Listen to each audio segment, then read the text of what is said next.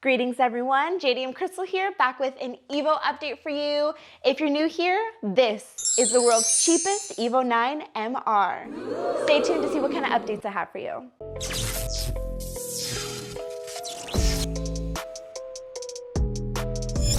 This is my 2006 EVO IX MR that I purchased for $10,000. It is a clean title EVO IX MR with 166,000 miles on it, and it has never been modified. She is stock and has never been touched. Are you a virgin? That being said, she's an old girl with some road mileage on her. Because she is an old girl and needs a lot of love, that leads me to the updates we have today. As you can see, the EVO is on jack stands and I have the hood slightly open, so you know we're gonna be working on the engine today. As you can see, we do have a lot of components missing under the hood. Story time, guys. So whenever I'm driving this car and trying to push it and get into boost, it bucks every single time and it is scary as heck. And by push it, I mean putting my foot down all the way full throttle. The car always bugs and then I get a check engine light on. So I went ahead and used my scan tool and figured out that it was an issue with the wastegate actuator. I'm not too familiar with turboed cars, but from my knowledge, I know that the wastegate controls how much boost the engine gets. So the fact that there's a problem with the wastegate means that the car might be over boosting or under boosting.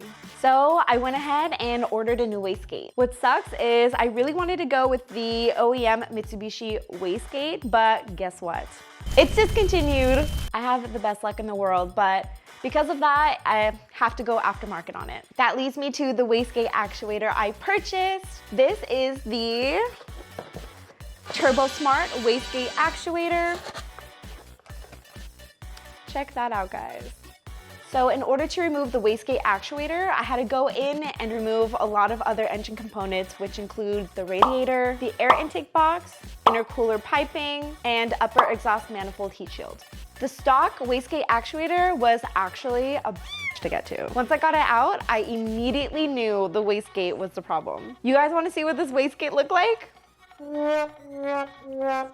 Yikes. So my first observation was this giant gash in the wastegate. It looks like it was almost sliced. The incision is so perfect and precise. I have no idea how it happened, but it almost looks like someone used a cutting disc and messed it up. The next thing I noticed was the top of the wastegate actuator. I mean, it looks like the top part is not even there and has a bunch of components missing. It's completely broken. This is for sure why I was having a boost problem. I'm not sure if I was over boosting or under boosting, but anybody out there familiar with turboed cars in general, if you guys know if I was over boosting or under boosting, let me know in the comments. I'm really curious. So installing the wastegate actuator was actually very, very easy. So all it took to install were 2 bolts, a cotter pin, and then of course cinching the hose onto the nipple, which took no time at all. It actually took more time to remove all the components from the engine bay in order to get to the wastegate actuator. That in total took about an hour, which was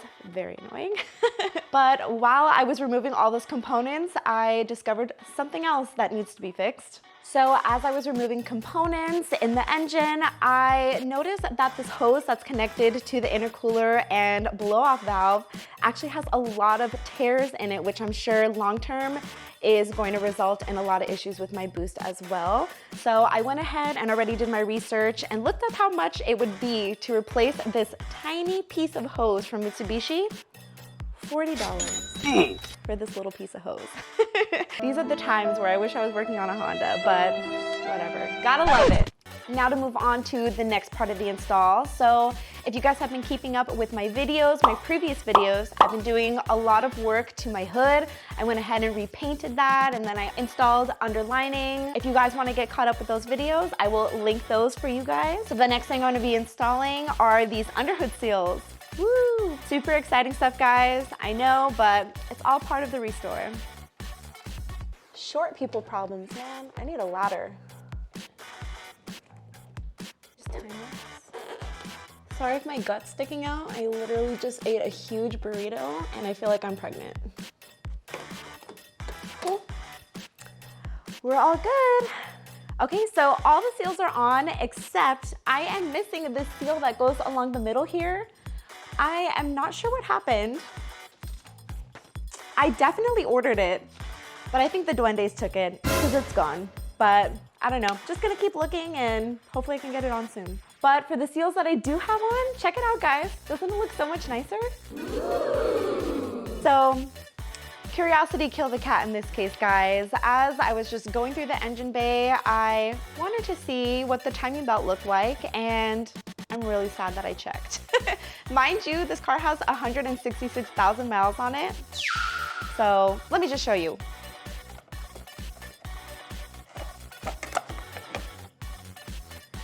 Check out that timing belt, guys. So I'm not sure if this is registering on camera, but look at all those cracks in the belt. So per my knowledge, timing belts are supposed to be changed every 60,000 miles, and this has 166,000 miles. I don't think this timing belt has ever been changed. Guys, this was a ticking time bomb. I honestly don't know how to feel about this. I don't know if I should be happy, sad, whatever. I'm grateful that now I know that this is an issue, because honestly, this could have been a catastrophic engine failure at any point. But I'm really, really sad because my bank account is looking a little scarce right now. But this is why you should definitely sign up for my subscription. Help me, I'm poor. But guys, help your girl out. I'm pretty new to Mitsubishi. If you know of any local shops in Southern California that specialize in Mitsubishi, I probably want to take it to a shop to get this fixed. I could do it myself, but it's unfamiliar territory for me. If it was a B-Series engine, maybe I'd go for it, but I just feel more comfortable leaving it to the professionals. If you guys know of anybody, please leave it in the comments down below for me. This leads me to my final EVO update of today. Scratch that. I found the missing seal, guys. I'm so happy we can finish this install today. So long and black. Get your mind out of the gutter, guys. I'm talking about the seal. Now, let's get this on. Cue fun music.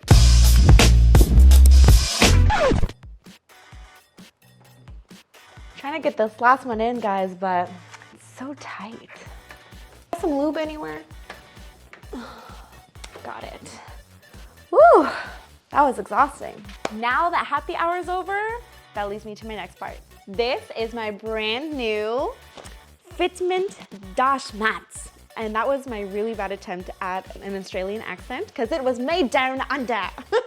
Don't ever do that again. So I'm really, really excited for this. Let's open it up and see how it looks. Let's get this open.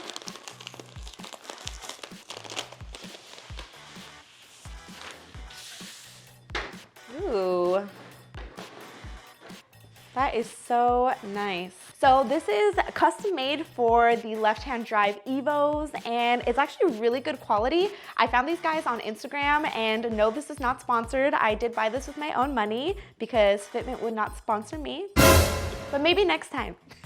One thing that's really cool about this is you can actually pick the threading. So I decided to go with a gray threading to match my EVO IX.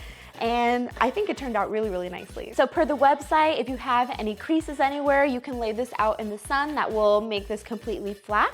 Then once it is completely flat, then flipping over here, you have these little Velcro stickies that you can use to secure it onto the dashboard, which is actually really nice. I like them because there's one on each corner, and I've had several dash mats throughout my life, and I've never had these little Velcro stickies, so really, really cool. Another thing to note, we have this rubberized texture, so it'll be really nice and grippy. So you know this dash mat is not going anywhere. You got this nice grip under here and the Velcro stickies, you are set.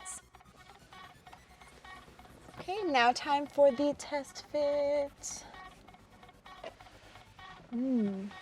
Like a glove.